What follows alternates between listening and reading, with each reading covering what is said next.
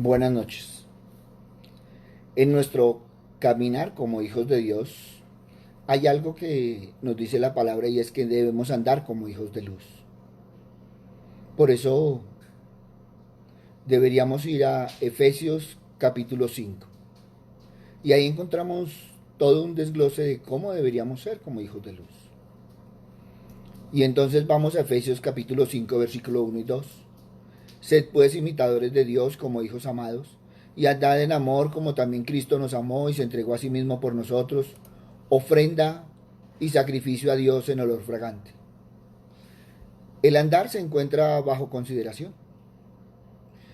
La iglesia va a ser presentada a Cristo sin mancha ni ninguna imperfección. Es una meta elevada y noble que se debe totalmente a la obra de Cristo.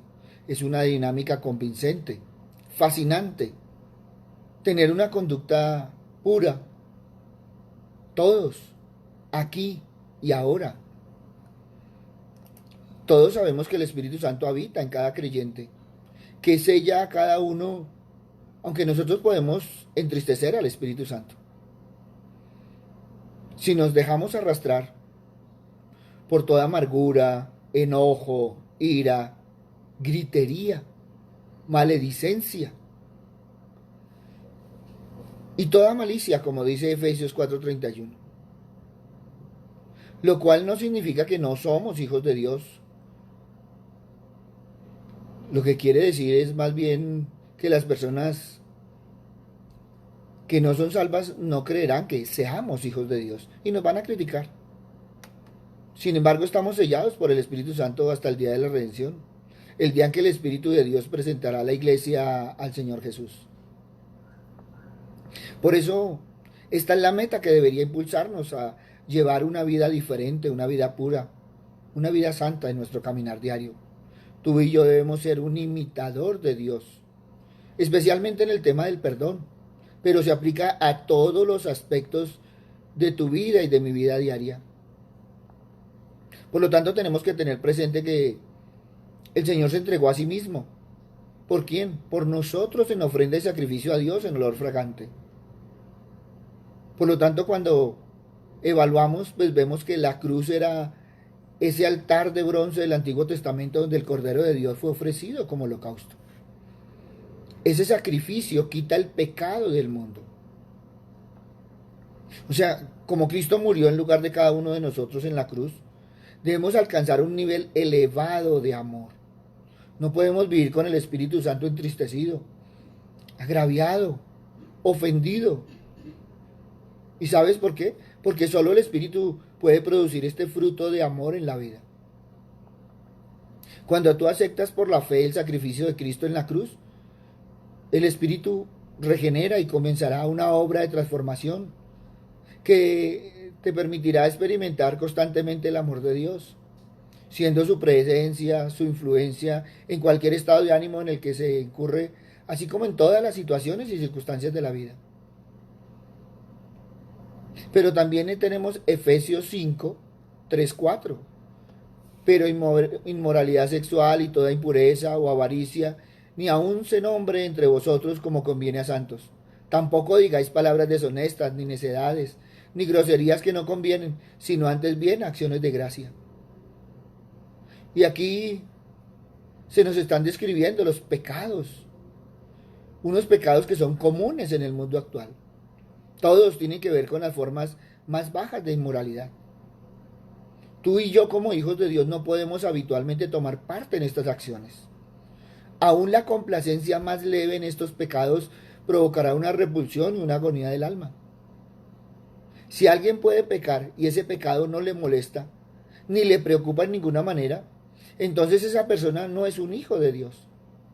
Pero si hay esa convicción, esa inquietud en el corazón de esa persona, como el hijo pródigo puede dirigirse a su padre, como hizo el hijo pródigo.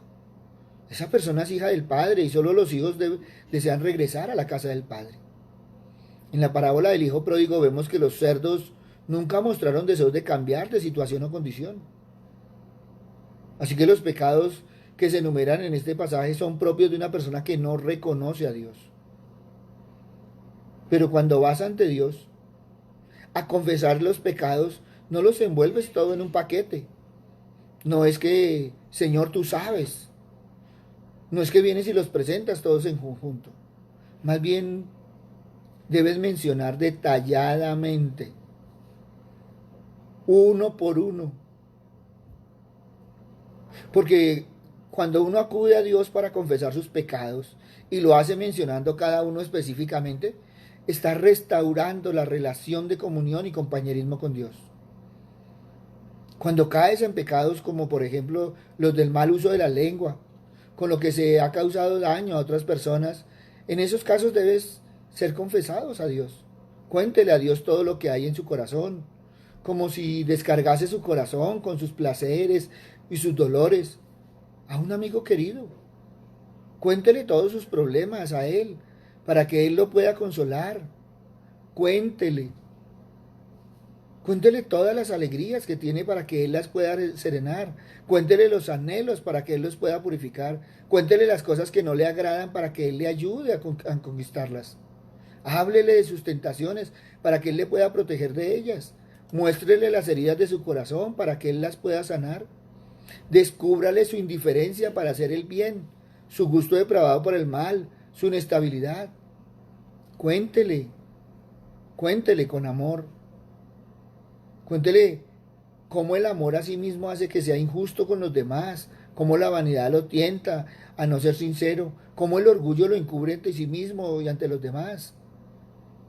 Es que si tú derramas de esta manera todas tus debilidades, todas tus necesidades, todos tus problemas, no le faltará nada que decir. Nunca podrá agotar el tema que estará siendo renovado continuamente. Es que a las personas que no tienen secretos entre sí nunca les falta temas de conversación. Y cuando estamos ante Dios, pues no tenemos que sopesar cada una de sus palabras porque no tenemos nada que ocultar. Él lo sabe todo. Y tampoco tenemos que buscar algo que decir. Él nos conoce. Hablan de la abundancia de sus corazones, sin ninguna consideración, diciendo simplemente lo que piensan. Felices son aquellos que logran obtener una comunicación tan familiar, sin reservas, directa con Dios. Todos los creyentes tenemos la gran necesidad de dirigirnos a Dios para contarle lo que realmente hay en nuestros corazones. Muchos piensan que han cometido un pecado imperdonable, pero no ha sido así. Hay un camino de regreso a Dios. Pero también tenemos que tener claro lo que nos está diciendo la palabra. La inmoralidad sexual es aceptada socialmente como una norma de conducta. Los pecados de este tipo no se consideran graves. Se están tolerando, se consienten o mayormente se consideran algo normal. Eso es algo común y corriente. Toda impureza, lo cual incluye toda clase de inmoralidad.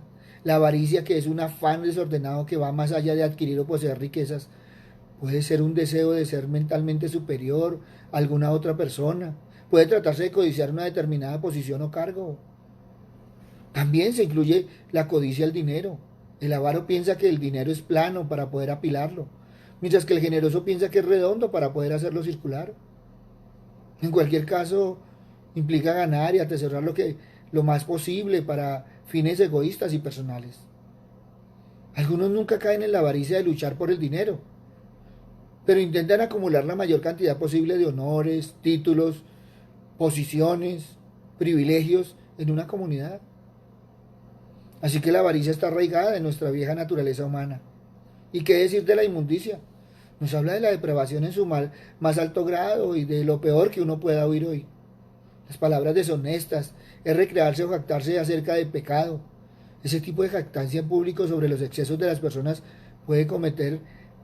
revela los gustos, las apetencias que hay en sus corazones.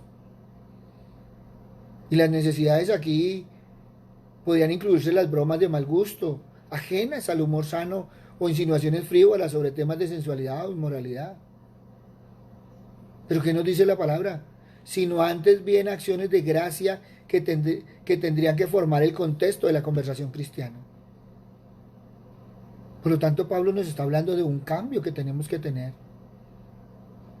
No tenemos que sopesar las cosas.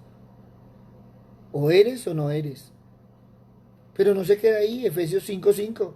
¿Sabéis esto, que ningún inmoral o impuro o avaro que es idólatra tiene herencia en el reino de Cristo y de Dios?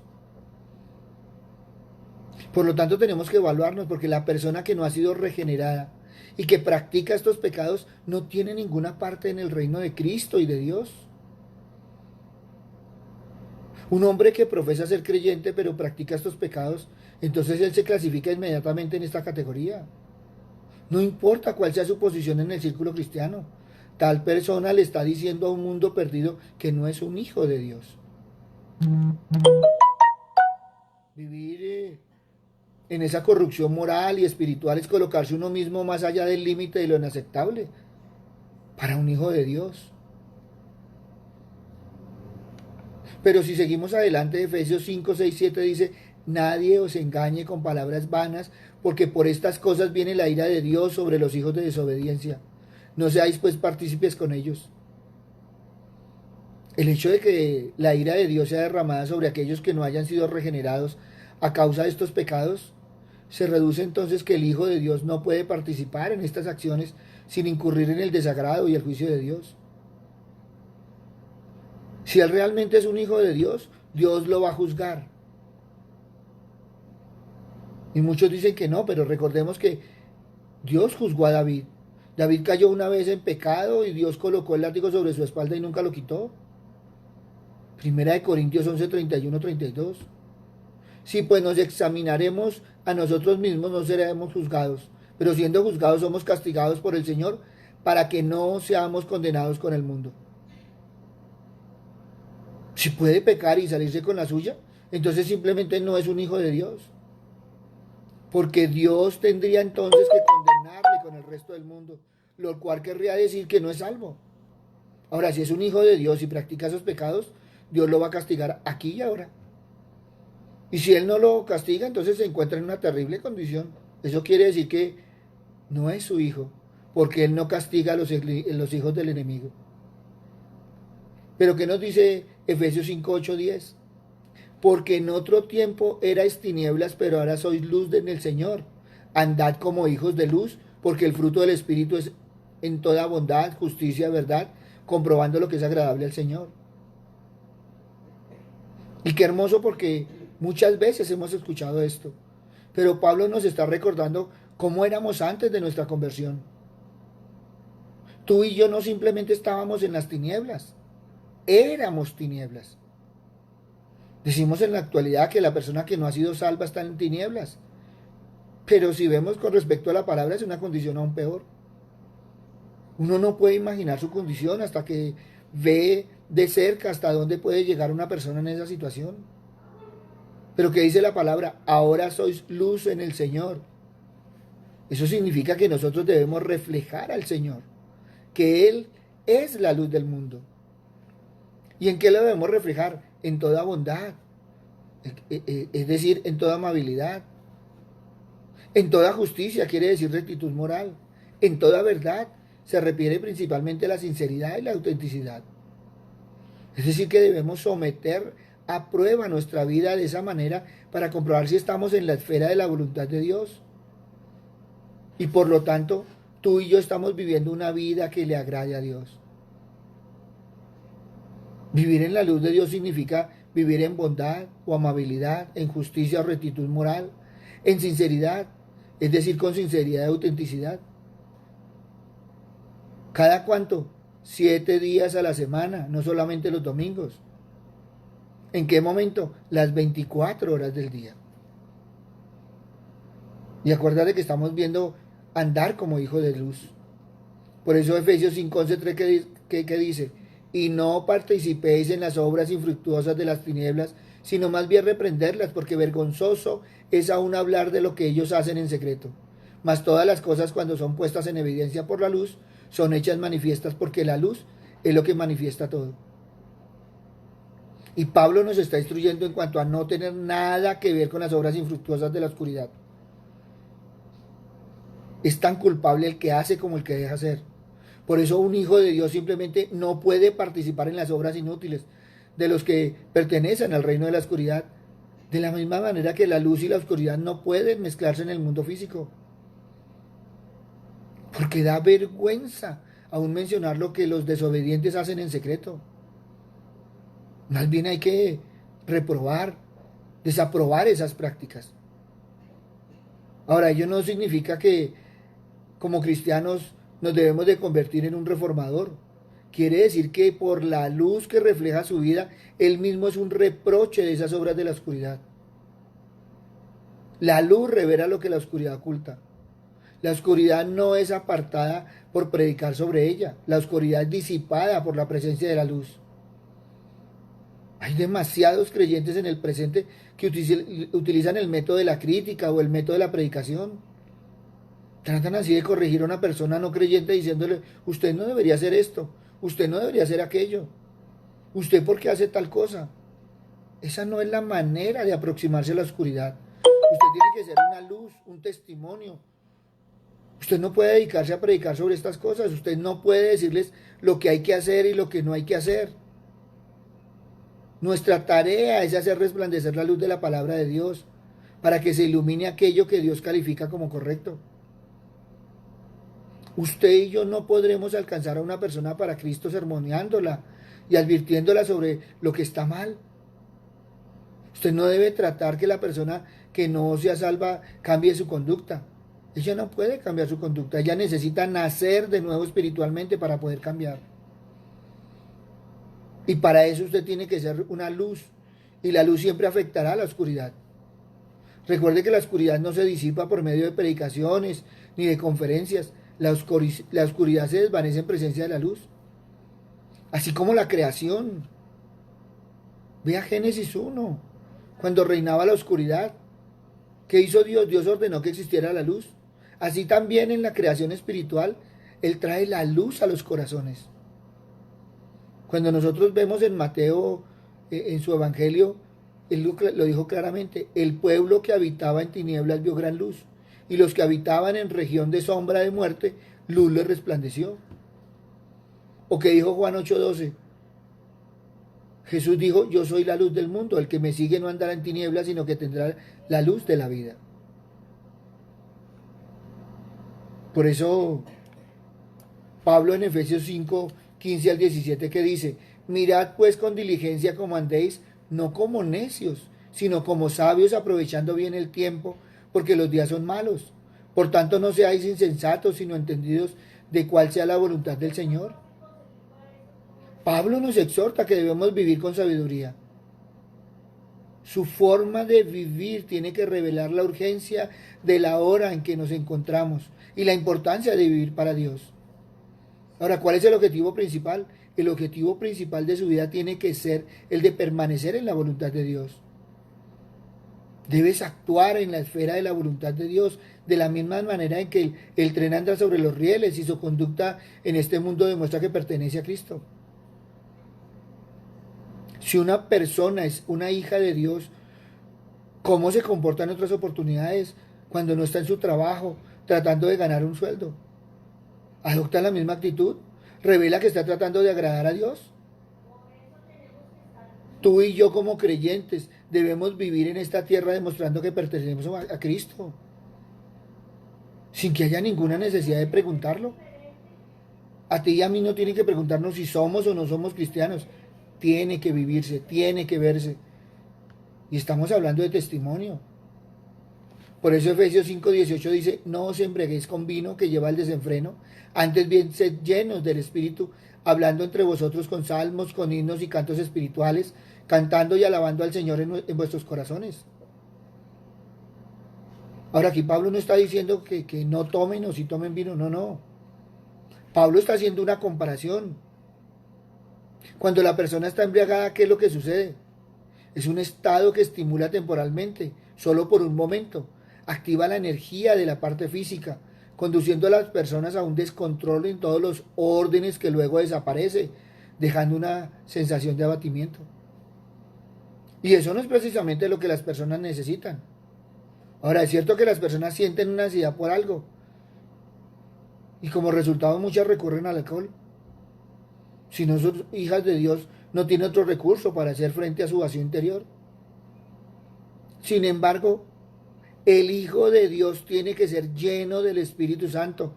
es decir, controlado por el Espíritu Santo. Esa debe ser la experiencia del creyente. La persona que está bebiendo en exceso está poseída por la bebida. Uno puede darse cuenta cuando está ebria. En contraste que en el Espíritu Santo, quien debería poseer al creyente.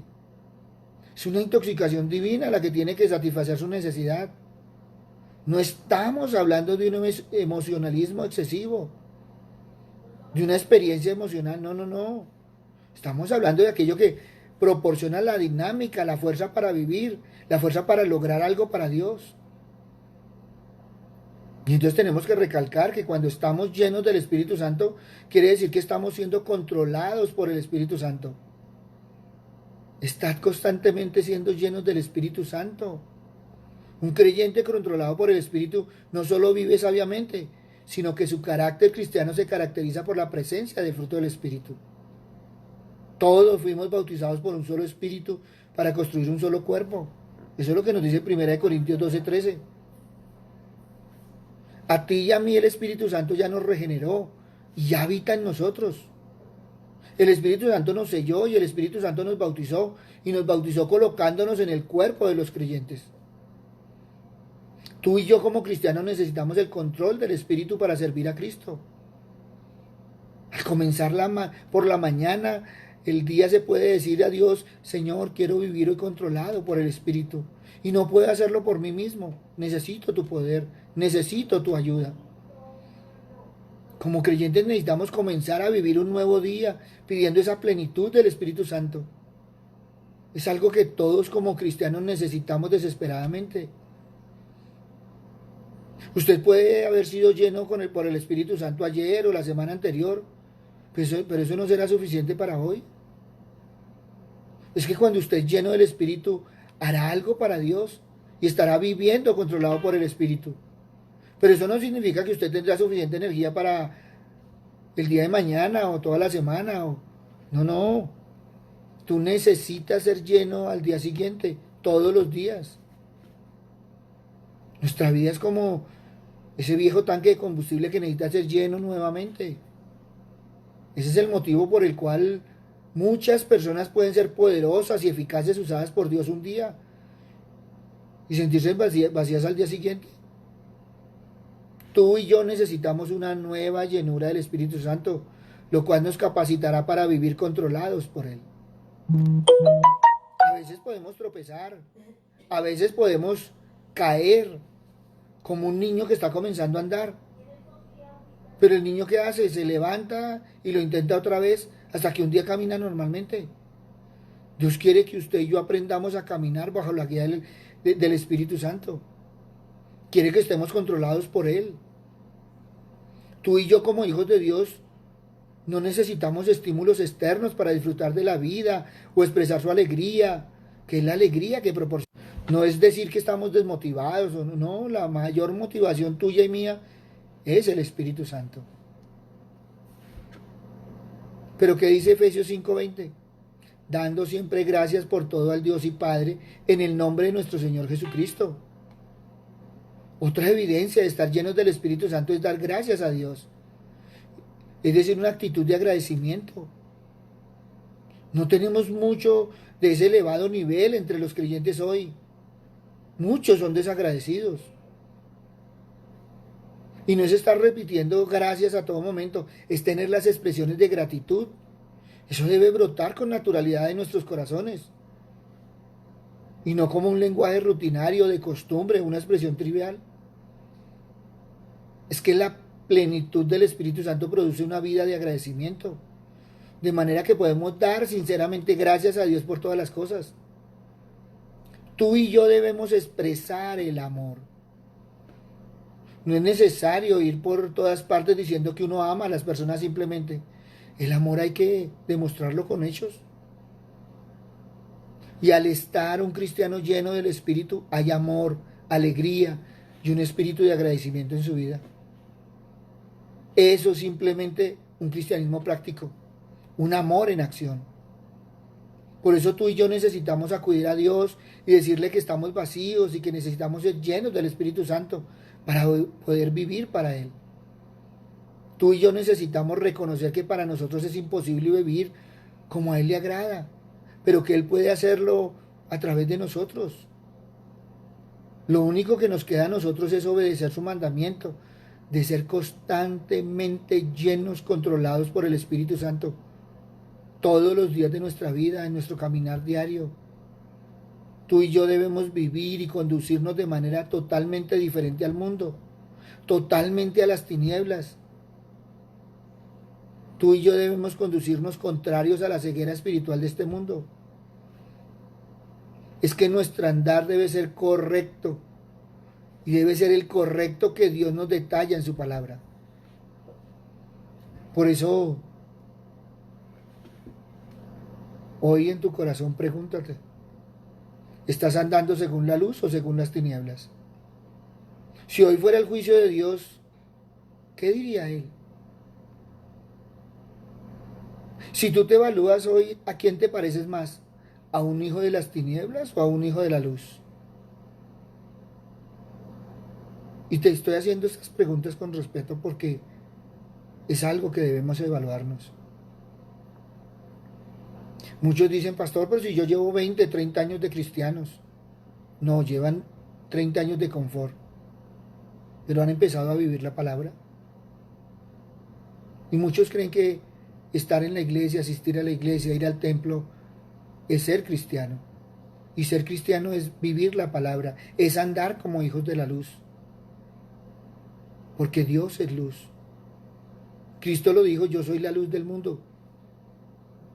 El que en mí cree no andará en tinieblas. Y muchas veces nosotros tenemos que ser sinceros y andamos en tinieblas. Muchas veces apagamos la luz.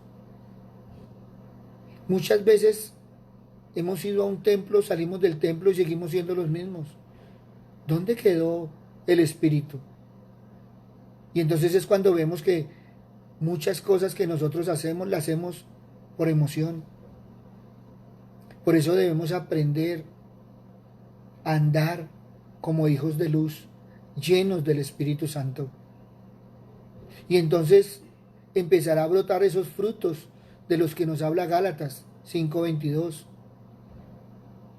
el cual el principal es el amor. Y debemos vivir el amor en acción.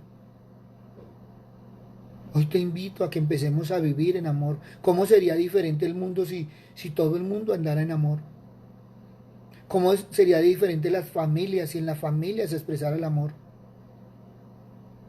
Este es un tiempo para empezar a vivir y a tener todos esos frutos del Espíritu Santo. Mucha gente dice que no tiene la paciencia, que le ha tocado muy duro. Y yo digo, ¿conoces a tu familia?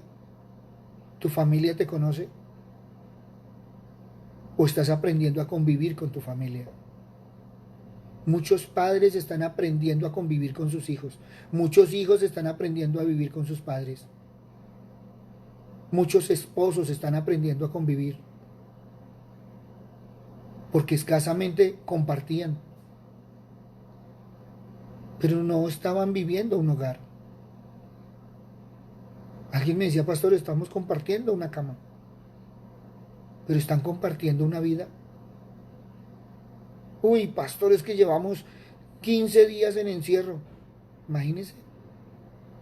Y a veces parece como una plaza de toros. Están esperando que les muevan la puerta para salir a la corrida. Y no es así. Si tú aprendes a andar como hijo de luz, aprendes a vivir en amor, a practicar la palabra del Señor, tu vida va a ser diferente. Y si tú cambias, tu familia cambia. A veces estamos esperando que la familia y el mundo cambien. ¿Cuándo será que la sociedad cambie? Cuando tú cambies. Tú cambias y vas a notar que todo a tu alrededor cambia. Ahora, eso no lo digo yo, eso es bíblico. Cambia tu manera de pensar y cambiará tu manera de vivir. Señor Padre misericordioso, hoy queremos venir a ti, Padre Santo, porque te queremos reconocer, Señor, que muchas veces no hemos andado con esa luz. Muchas veces, Señor Padre misericordioso, no hemos estado llenos del Espíritu Santo. ¿Y cuántas veces hemos contristado al Espíritu? ¿Cuántas veces hemos caminado donde Él está entristecido por nuestras actitudes, por nuestras palabras, por nuestras acciones, por nuestros pensamientos? Papito Dios, hoy queremos venir a ti, Señor. Venir a la cruz de tu Hijo, Señor Padre misericordioso, a reconocer, Señor, que muchas veces nos hemos equivocado. Que no es disculpa de que estamos en esta carne, Señor, sino que muchas veces no hemos querido caminar en tu palabra. Por eso hoy, Padre bueno, queremos mirar tu palabra, vivir tu palabra, tomar, Señor, esos versículos para nosotros, Señor Padre misericordioso, donde Pablo nos exhorta a ser diferentes, donde nos llama a ser verdaderos creyentes. Papito Dios, donde Pablo nos dice que debemos dejar tanta religiosidad y empezar a vivir en el Espíritu Santo. Padre bueno, perdónanos porque muchas veces hemos sido carnales, pero tu palabra nos enseña que debemos ser espirituales.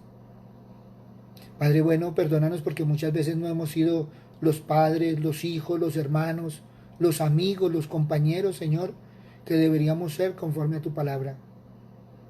Padre bueno, hoy tanta gente necesita de tu presencia, necesita un consuelo, y muchas veces nosotros no hemos sido capaces de dar esa palabra de aliento, de prestar nuestro hombro, aún de un mensaje, un WhatsApp, un Messenger, Señor Padre misericordioso. Por eso, Padre amado, hoy queremos, Señor, que tú nos guíes, Padre misericordioso, a caminar conforme a tu palabra, a ser verdaderos hijos de luz, a ser resplandor, Señor Padre misericordioso, de la presencia tuya, de la presencia de tu Hijo, de la presencia del Espíritu Santo. Que entendamos, Señor Padre misericordioso, que somos templo y que eso significa que debemos ser santos y no santurrones. Que debemos, Señor, vivir tu palabra, caminar en ella y tomarla para nosotros, Señor Padre misericordioso. Papito Dios, también te pedimos, Señor, por todos aquellos que hoy necesitan de tu presencia. Hoy te pedimos, Señor Padre misericordioso, de todos aquellos que hoy necesitan un milagro, Señor. Muchos, Padre misericordioso, están en ese filo, Padre amado, que necesitan un milagro, Señor, una sanación, una sanidad, Señor. Hoy necesitan un milagro físico y espiritual, Padre bueno. Ponemos a nuestros amigos, Señor, a nuestros hermanos, a nuestros conocidos, Señor, en tus manos, Padre misericordioso. A todos aquellos que están hoy hospitalizados, Señor, en cuidados intensivos, Padre misericordioso, los ponemos en tus manos. Pero también, Padre misericordioso, tú nos hablas de ese amor, Señor. Por eso hoy ponemos a todos aquellos, Señor, que han perdido algún ser querido, Padre amado. Hoy te pedimos, Señor, que seas tú dando el consuelo a estas familias, Señor. Porque muchos, Padre misericordioso, ni siquiera se han podido despedir. Papito Dios, hoy oramos por ellos, Padre misericordioso, porque tu palabra nos enseña, Señor, que hay que amar, Señor. Ayúdanos a vivir, Señor Padre misericordioso, a ver y entender los tiempos que estamos viviendo, Señor, porque son tiempos de sabiduría, de prudencia, Señor, pero también son tiempos de tu palabra. Gracias, Padre bueno. Gracias, Padre misericordioso, por todo lo que estás haciendo en nosotros, Padre amado. Te alabamos, te bendecimos y te glorificamos. En el nombre de Cristo Jesús, para gloria y alabanza tuya. Amén y amén. Buenas noches para todos. Les habló el pastor Walter Bernal de la Iglesia Su Gloria en Mi Bogotá. Un abrazo, muchas bendiciones y andemos como hijos de luz. Vivamos la palabra y compartamos la palabra. Gracias por dejarnos servir. Si quieres escribirnos, bien pueda, ahí está nuestro WhatsApp, ahí está nuestro Messenger. Escríbenos. Hoy queremos agradecer a todos y cada uno de los que nos han escrito. También a aquellos que han agradecido porque todo esto que nosotros estamos viendo, muchos dicen que ya lo sabían. Pero muchas veces lo que pasa es que lo han escuchado, pero no lo han vivido. Por eso vamos adelante siendo hijos de Dios. Buenas noches.